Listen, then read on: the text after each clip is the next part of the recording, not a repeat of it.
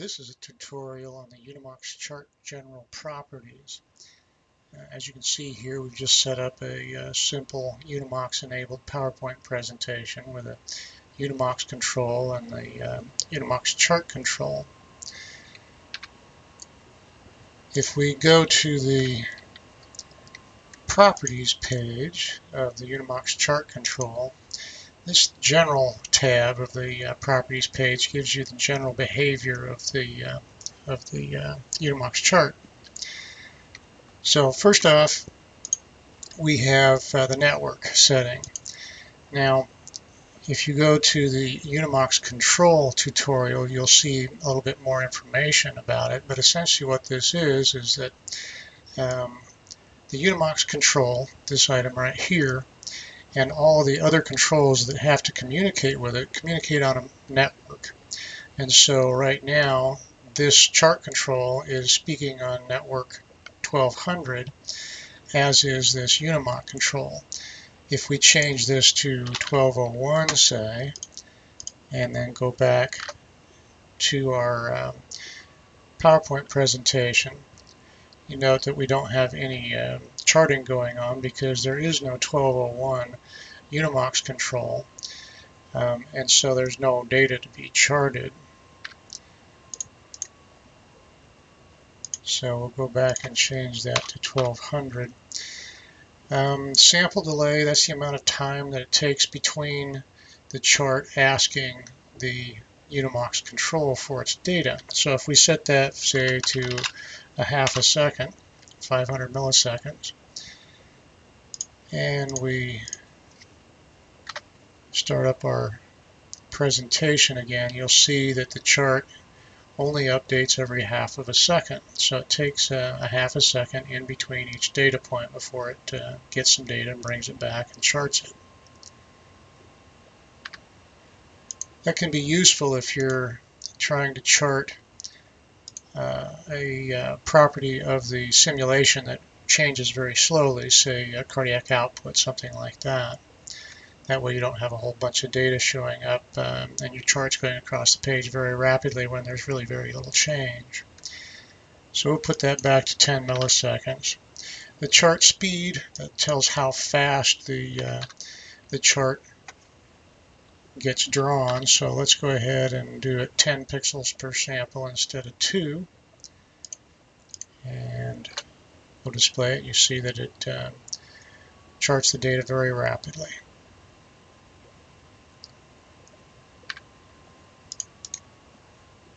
Also, the chart has the ability to automatically adjust its timing so that it will show 1 heartbeat's worth of data.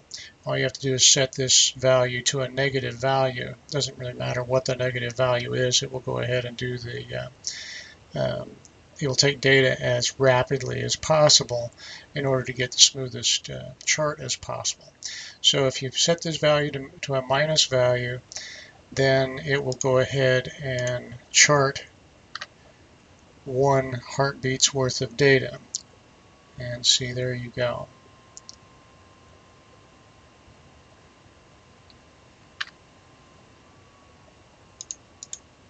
Okay. So we'll put that back at 10. Set our chart speed back to 2. Okay, we can also change the background color of our chart. Let's say we do that.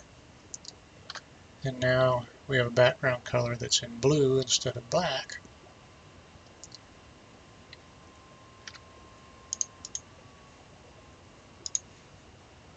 Okay, we'll put that back to black the way it was. Now the last item on here is the enable logging.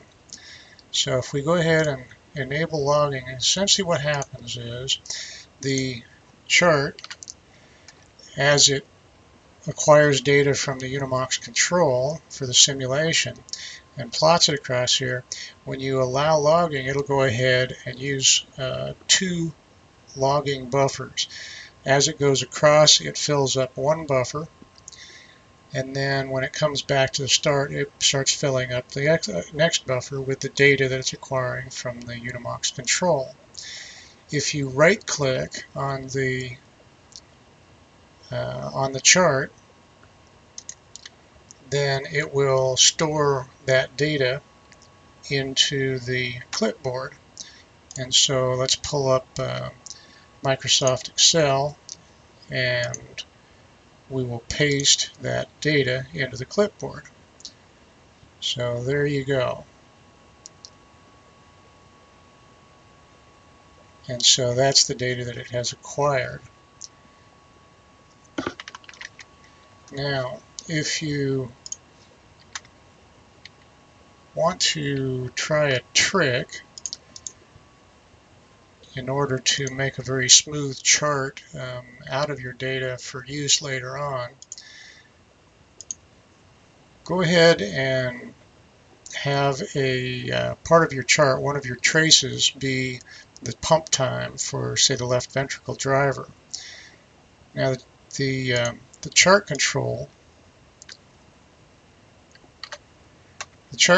acquires data from the simulator, from the UniMox control, essentially in a random timing manner, so that it will acquire the data at different points within the period of the heartbeat. So this right here is our timing data.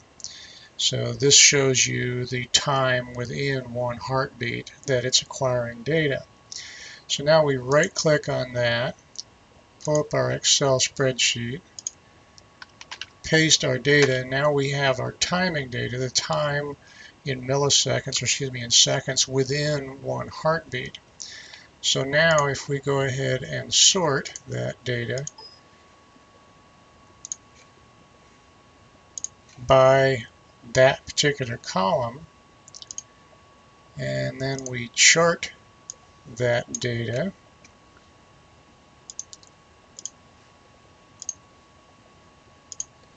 we'll go ahead and choose the F column as our X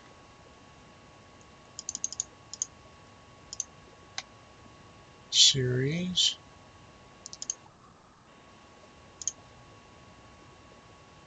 And so now what we've been able to do is make a very smooth curve of the data for a single heartbeat of data, showing all the various parameters that we're plotting. So that's a way that you can acquire the data from the UniMocXChart and then use it in another presentation or a paper or whatever, if you just want to take a look at how the data changes over time in a little bit greater detail.